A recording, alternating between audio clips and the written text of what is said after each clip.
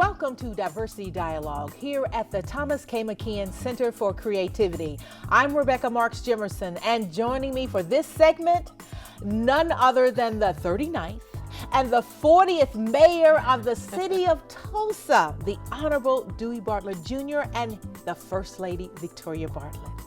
Thank you both for being my guests in this crazy, I know that you're here, there, everywhere, because we had to reschedule quite a bit, but Mayor, the first question for you.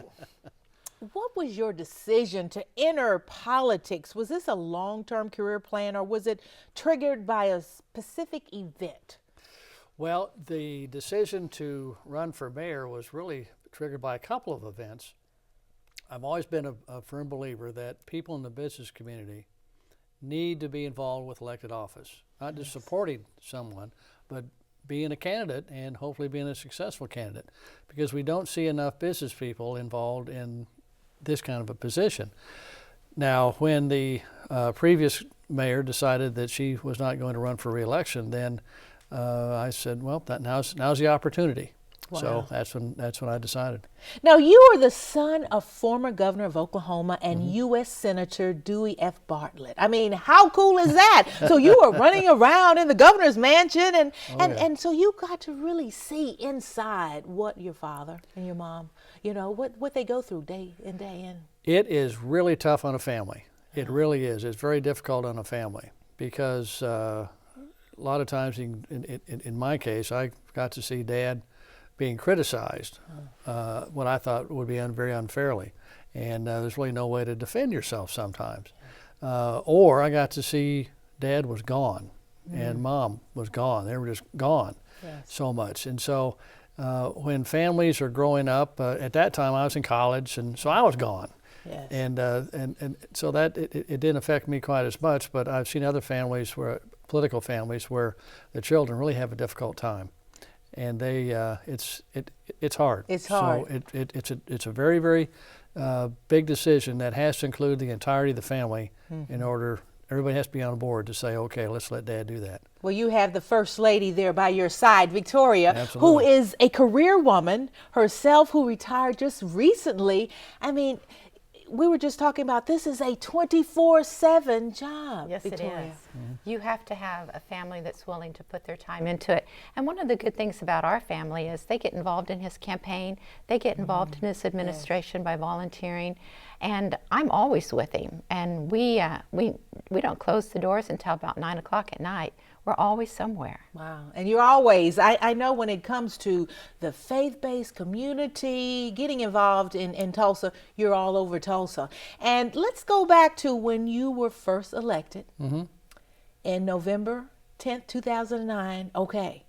That was something that you were embarking upon thinking, yeah, it's going to be great. And then when you got into office, what were you faced with?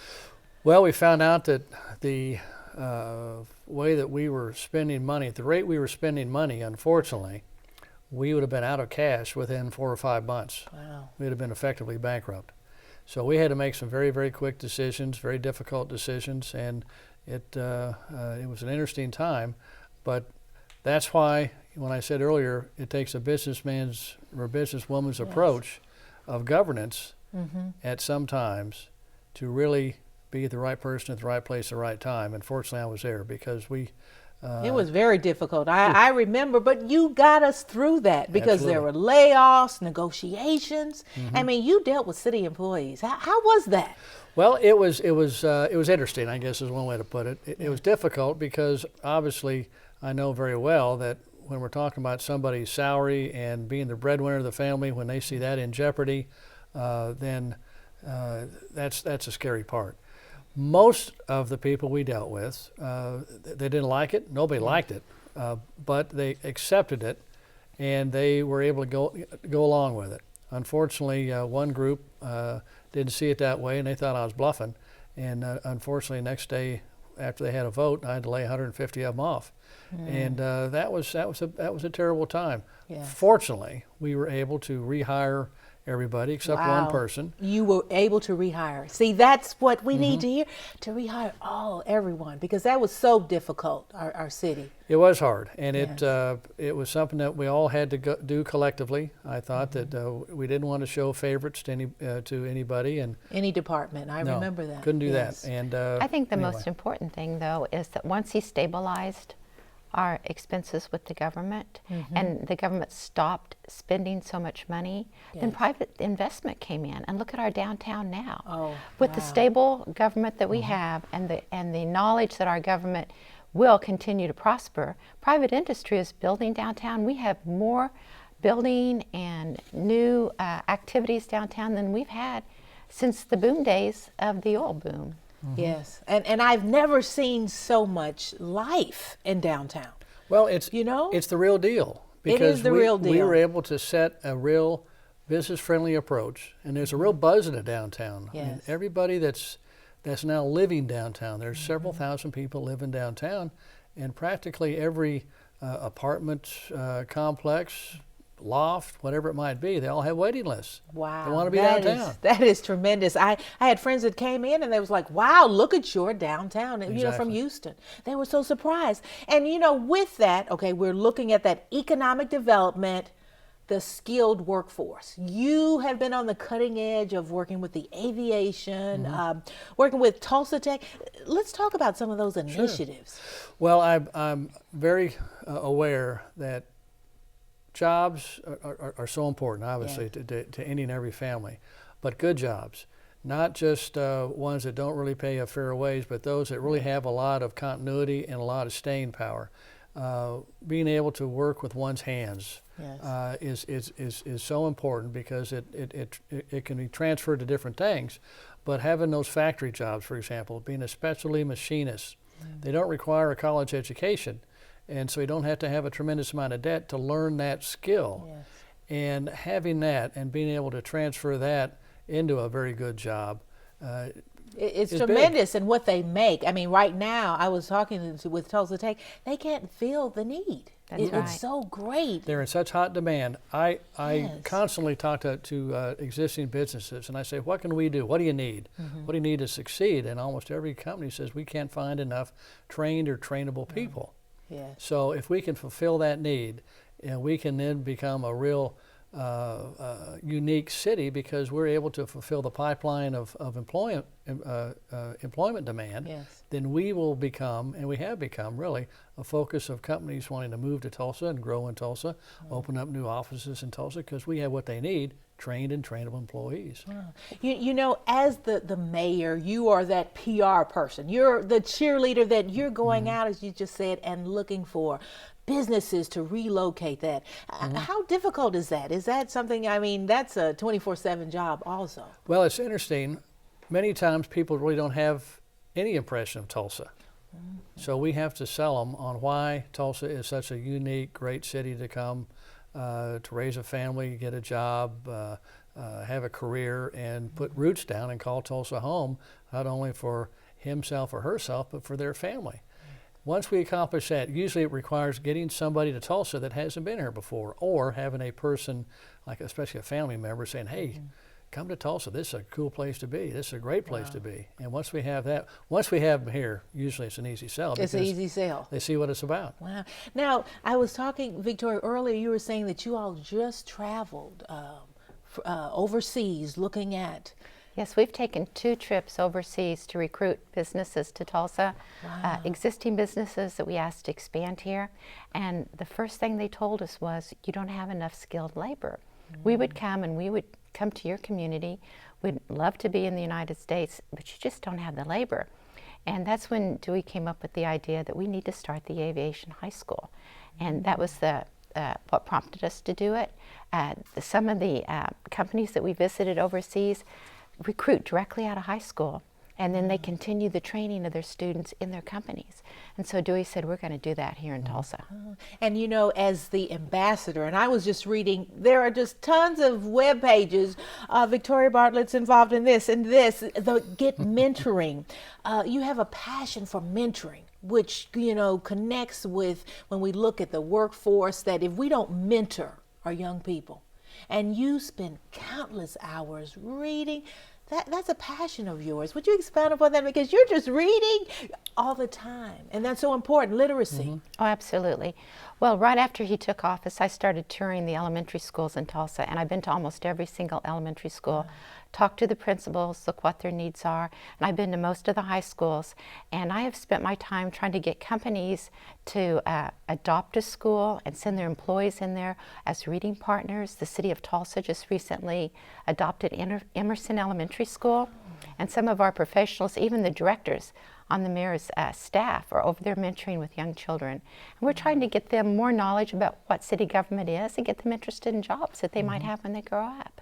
Now, you yourself, you are an attorney, and you worked in the legal system with judges for years.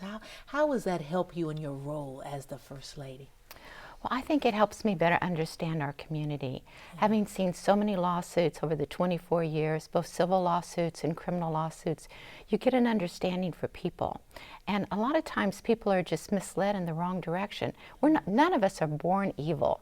None of us are born with the idea that we want to commit wrongdoing. But because we don't always have somebody to attach ourselves to as a positive role model, we just accidentally get going in the wrong direction. So having mentors in the elementary schools, having career opportunities in high school to keep kids in the right direction and give them hope that our goal is for every student in high school to be career ready when they graduate, whether they want to go to work or go on to college. At least they have that option. Yes, and that is so important because not every child is college. You know, because working, as you said, with your hands, those technical skills are so important as well. Oh, they are. I mean, it's just it's some kids, they just don't want to go to college. Doesn't matter what the reason is, they're just not going to go. So when they graduate from high school, are they really prepared? Do they walk out the door with their certificate and then they say, well, what do I do now? I'm not going to college. What do I do? Well, if they have that question on their mind, then we have done them a disservice. We haven't given them training and at least exposed them to what other else could be a career choice. So that's what led to the Aviation Aerospace Academy that we right now have at Riverside Airport in Tulsa Tech's facility. There are juniors and seniors in high school that are now attending their high school classes at that facility, and half of their day is spent with their normal high school curriculum. The other half, they're being exposed to various aspects of aviation and aerospace training. That's some tremendous. of it's not necessarily that they chose not to go to college. Some of it is that they have natural talents. They have natural talent. They have natural talents that we're not tapping into. And if we don't allow a student to discover their natural talents, then they really never develop for a career. And so the goal is, we visited Nashville. They have career opportunity academies in every high school in Nashville, and that's our goal, to get career academies in every high school. You can learn journalism while you're in high school. We went to one high school that had a credit union right in the high school, and those students were learning banking skills, and each one of them graduate with a certificate and they're career ready, and that's what we plan for Tulsa, Oklahoma. You're focusing on the future, the Absolutely. future of Tulsa. Well, we want to come back and chat with you about safety, about economic future of what you're doing in North Tulsa. So don't go away. We will be back with more of Diversity Dialogue here at the Thomas K. McKeon Center for Creativity with my guests, the Honorable Mayor Dewey Bartlett Jr. and his wife, Victoria. So don't go away. We'll be right back. RBIs and 36 homers. Swings at the first pitch and fouls it deep back into the stands. Chill raw and prepared foods promptly. 1 in 6 Americans will get sick from food poisoning this year. Check your steps at foodsafety.gov. Welcome back to Diversity Dialogue here at the Thomas K. McKeon Center for Creativity, and joining me, my guest, the distinguished, the mayor of the city of Tulsa, Dewey Bartlett Jr. and his wife, Victoria. Welcome back. Thank We you. had a little Christmas carol going on about the East Village. But, you know, Mayor, you know, we're talking about, wow, this is a 24/7. How important is family? Oh, family, absolutely. Because as I said earlier, without the family in back of me and their support and their understanding, Yeah. then it really wouldn't work very well, because I'd be so worried about them, and now I know they're in good hands, and they've got my back and I have theirs, and everything's going to be okay. I think it'd be very difficult for a mayor with young children, because boy. you would completely neglect those children. Our children are all grown and they have children, and we still make time for our grandchildren, but I would, if they were that little and we were gone as much as we are, it'd be very difficult on those children. And we put children first in our life, and since our children are all grown, we're able to dedicate our full time to the city of Tulsa. And that's so important, that we know 24/7. How accessible would you say you are? You know, people said, oh, okay, you know, I see him, Rebecca, but how accessible if I really needed to talk to him? Well, talking to me on the phone is difficult. I'll admit that, because I'm on the phone all the time, talking to people on different things, or having meetings with different department heads or community leaders, whatever it might be. But if people see me, I have absolutely no problem at all. They come up and talk to us all the time. One thing we didn't do very consciously, we didn't want to change our routine about what we do, that we go out quite a bit. We go to local restaurants or go to different events, different things around the city. And we wanted to remain very, very approachable, just to be, our normal self. I didn't want to change. Victoria didn't want to change. We didn't want to suddenly come on as if we were unapproachable. Yeah. To me, a mayor must be approachable. A mayor represents the city, the citizens of the community. And if the citizens of the community don't feel like they can come up and talk to the mayor, then there's a problem there. Yes. And that would be my problem, not theirs. So I go out of my way to make certain that people are comfortable talking with me. I listen, take notes, and then hopefully somebody takes care of the problem, whatever it might be. Well, what we've done, every Sunday we've gone to different church. I was going to ask you about for that. the last 7 years. 7 years you've gone, so you have visited how many churches? We have Victoria? visited 169 different churches in Tulsa, in all aspects of Tulsa, south, north, east, west. And one of the reasons we do that is, first of all, to hear the message of all the pastors that are in the different denominations and different churches and different faith-based communities.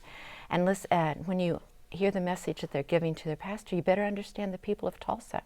And we've learned a lot about the people. We have a lot better understanding by going to their churches. And then the other thing is, we talk to them about their social service outreach programs and their outreach programs with their children. And we learn about, they give us good ideas of things that we can implement through the city. We spoke to one pastor just 2 Sundays ago who had, for 16 years, was in New York City in one of the most difficult at-risk areas. And he was changing the lives of those children there with his mentorship. And so we're talking to him about, how did you do that? What did you offer? So we're learning a lot through the churches too. Well, when you say that, funny you should say that, because I was going to talk about that summer program that you started with the cutbacks of community activities for children, and that was started through the faith base. Absolutely. Yes. Bridges of Faith. Yes. It was a real good opportunity. What we asked for was that the religious community, the pastors of the city, come together and ask for volunteers from their congregations to provide people, equipment, coaches, people experienced in baseball, basketball, whatever it was, but give the kids something to do that summer. And it evolved into a tremendous amount of support. That was a tremendous program. I attended that. Boy, oh, wow. We had a lot of people. They were floored that we would have so many pastors show up at an event, and they did. Several hundred. And they partnered. At the Greenwood Culture Center, I remember. Pastors from the South Tulsa were partnering with pastors in the North Tulsa to help them with their vacation Bible schools and other activities they were doing. They were donating supplies. They were donating funds. It was a very successful program. And then we started basketball camps, and we've got one now that's 3.5 years old with Coach Wes Hamilton. He brings in children from all across Tulsa. He has the best coaches, and they work with those students every Saturday, year-round. And I have never seen such dedicated, disciplined young children. There was a 3-year-old that was dribbling like I have never seen before, just dribbling all around us, 3 all the way up to high school. And they're so respectful, and it's a great program. And we we want to salute Coach Wes Hamilton for his that hard is work great. with those children. Well, you he's just incredible. launched, a homeless program. Mm-hmm. I mean, I see headlines. The mayor is, and that's, when we look at our homeless, and sometimes we can be in denial that there's not an issue. But I see it every Sunday when I'm downtown, when yeah. they are there. Talk about that, because that's great. Well, there but for the grace of God go I. And it's true. So many of us are just a few steps away from having a problem. A lot of the problems, a lot of the homeless are related to mental problems. Yeah. And so there's a lack of help there. Some are drug related, and some are just bad luck. So a little bit of everything, but we as a community have come together, and I appointed a terrific task force of people that are very active in those issues, and we're helping to solve the problem. But it takes a lot of effort. Simply providing a place for a person to live and get out of harm's way is a good first step, but it's the first of a lot of steps that must happen in order for it to be successful. Once a person gets in a place and is safe, then what do? They can't just sit around and watch TV all the time. Right. They must get confidence. They must get some training, get a job opportunity, get connected with their family again. All sorts of things like that must come into play, and that requires a lot of people in our community providing those opportunities. And that's what we're coordinating now, are providing those opportunities. You know what's really too bad, Rebecca, is that so many of the homeless are veterans. And here is a group of people that have signed on at some point in their life to help defend this country and literally put their life on the line. And once they're out, for whatever reason, some of them have become homeless, and we owe it to them. Yes. We owe it to them in a very big way to provide them our thanks and our assistance to get them back to where they're productive citizens again, because they've been there before. They just need a little help, a little this, a little that, and then they're back at it again. I concur with you on that. My father was a World War II There vet, you go. so that is so important. Mayor, I asked some of our students here at TCC some questions to ask you, and one that they asked about was, how do you plan to solve Tulsa, Oklahoma's transportation problems? Do we have a transportation problem? Absolutely, we do. We do. And it's a very difficult problem because we are so tuned into using our cars, and gasoline is relatively inexpensive now, so it's fairly, for those that can afford a car, it's pretty easy to get around. But those that can't afford a car, those are the ones that we're focusing on. A transit system is extremely expensive. Even with the fare that we charge right now, that only covers about 20% of the cost of operating our bus system, which isn't great, but it's better than other cities around. But that doesn't give us an excuse to let it go. We are focusing with our city council on attempting to put in what's called a bus rapid transit corridor, which would be up and down Peoria from north to south all the way. There's a significant number of people that live very close to Peoria. So if we can provide a bus system that goes up and down Peoria, then it'll tie into other bus lines going east and west that improves the transportation capability. But we must do more than that. What I propose to the council is that we have a dedicated source of funding by repurposing a portion of a sales tax that will be expiring next year. And so they're thinking about it. And so we'll see where it goes. Hopefully at some point it's going to require something like that, because it's a multi-million-dollar expense that we have to cover in order to improve and expand our system right now. Another question. You have done a great job, Mayor, on bringing our city together as one Tulsa. Where do we need to go from here, in spite of all the racial issues that are going on across the country? Well, fortunately, because of that one Tulsa approach, but especially with the outreach that we had to the religious community, to all the churches, that was really very, very helpful. And I remember going back to that when we had the service at First Baptist. Yes. Absolutely. You stepped in with Counselor Jack Henderson. Yep. And that's one thing I can say. You're not afraid to come out for right.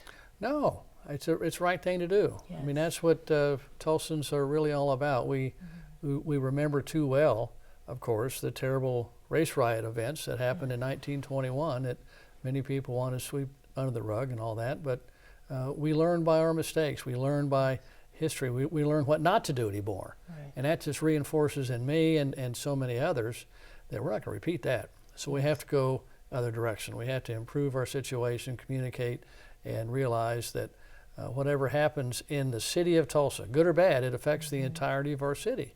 Yes. If we have a great event, hooray. If we have a bad event, it's on national news. So we can't just say, well, that just happens in that part of town. Right. That doesn't work. Right. So with that being said, is Tulsa a safe city? It is a safe city, but it could be much safer. And what my concern is now is that we don't have enough police officers and firefighters to take care of what we call community-based policing. Right now we have a limited number of police officers, and they're literally, during their tour of duty every day, they're going from call to call to call to call to call. And they're not able to have some downtime where they can go knock on doors, go to apartment complexes, go to businesses and say, here's my card. I'm your local police officer. If you have a problem, let me know now or call me later. What do you think we ought to do? Do you have a problem that we can take care of? Get to know the community. That's community-based. Absolutely. Wow, that is great. That's where we need to be. That's where we have been To know before. our community. We need to be now. Yes. Know the community, because the police officers, when they have the respect of the community, and the community feels very confident in approaching a police officer and saying, hey, here's something that you need to know about. Here's something where there's a problem. Can you help me out here? And when we get to that point, then we will really have a very, very safe community. And we're wanting to go there, but we have to have the public's help. I have a public safety proposal that without a tax increase, it will allow us to reprioritize an existing sales tax that's expiring, and we can hire a lot of new firefighters and police officers that are needed right now. Needed. Now, Victoria, as First Lady, what are you most proud of, Mayor Bartlett, that he's accomplished? And I know that's difficult because you see it all the time as far as for the community. Well, I would say the stability that he's brought to our community. There was a lot of unrest at the time that he came into office. There was a lot of not only economic issues, there was a lot of problems with, for a history of mayors having problems with the city council. And he stood up and he stood his ground, and some of those city councilors were voted out of office. Some of them left on their own. We've got a good city council now that wants to work with the mayor, and he tackles difficult issues. He doesn't defer them. For years, mayors deferred street maintenance because they just didn't want to address the expense of street maintenance. Well, we addressed it, and we're doing it. People say, well, you're doing it right now. I'm tired of all the road work. And I said, well, you've got to put up with the road work if you want better roads. So you heard it here. That's absolutely why right. it's going on. And I tell people all the time, it's like building a home. When you build a street, you have to have a good foundation, you have to clear everything underneath it, and you have to take time to build it right so that these roads last. So I'm proud of that. I'm proud of him looking into issues like the efficiency of the jail being run. You know, you have to stand up and say, who stopped and looked at this before? And he has the fortitude to say this is something we need to do with a soft glove and persistent, and things are going to get better. That's the reason we have so much prosperity in our city today. It is there, yes. I'm proud of his work with the high schools, and one of the ways that we'll keep the crime down is to make sure we keep our students in school. Students need to stay in school and graduate, and that's our goal. I'm also very proud of our police chief. It's who you appoint that makes the difference. Even though we have some crime in our city, we're #1 in the country of resolving crimes, He bringing is a accessible. resolution. I will say that about Chief. Absolutely. He's accessible. He is. He's a good man. We have two great chiefs, our police chief and fire chief. really have some very, very good, dedicated people there. They're there for all the right reasons. And another important function of a mayor is to appoint the right people to boards and authorities. That And is if you so don't have the right. right people on there, Yes. then you're not going to move our city forward. A good example is we have really kind of turned over the Women's Commission. And Yes. I'm his representative on the Mayor's Commission on the Status of Women. And we have been studying and looking to the high incarceration rate of women. And we've been doing a study, and we're coming up with a plan to give every woman that has any kind of brush with the law a roadmap that she can follow to try to help her along the way to prevent her from continuing to have problems with the criminal justice system. And we discovered that there wasn't any way. There wasn't a general plan anywhere where a woman, no matter what part or point in her life that she runs into some kind of legal issue, that she has an avenue to back out of that. And so we've been doing that. But all his boards and commissions. He started the Music and Film Commission. And how cool is that? And Oh, look boy. at how many films have come about, you know, through Tulsa. I mean, that's tremendous because you know I'm an artsy person. Okay, Yes, so you we can. are. Okay. and also, Mayor, I'd like to say the fact that you are bringing all of Tulsa together. There was a time when we said, oh, okay, we're North Side, South Side, or East Tulsa. You bring us all together, and you collectively said, hey, we're all one Tulsa. We are. We're all one Tulsa. And when a part of our city is not participating in the economic expansion of our city, that's a problem. So that's why we focused quite a bit on North Tulsa now, because they really haven't participated. Yes. And you have the 36th Street corridor coming up. Yes, 36th Street Wow. corridor. Wow. The George Kaiser Family Foundation, with their generosity, they've acquired a significant amount of acreage in that area. And at some point, that's going to be available to a business coming in and wanting to put in a nice manufacturing plant. Well, here you go. Here you go. And the gathering place. Oh, Can boy. we The talk gathering about- place. Yeah. Wow. Well, the people that are involved in the gathering place are very interested in my husband's continuation in office because he works well with them. And you've got to have somebody that works well because he has a business And background. keep the continuity going. That's right. Keep the continuity and keep the harmony. And look how smoothly it's all coming. No It's problems with the wonderful. city. I know. We have a businessman and a lawyer. How cool is that as the first family? Because that's so important. And as your role as first lady, how many speaking engagements do you get? Countless. Weekly, weekly. And I sit on a lot of boards too. I'm on the CAP board for early childhood education, and I'm on the Child Abuse Network board, and our daughter Andrea is a child abuse prosecutor. And so we're very focused on the safety of children in Tulsa. Oh, wow. Okay, can we do this again? Sure. Sure.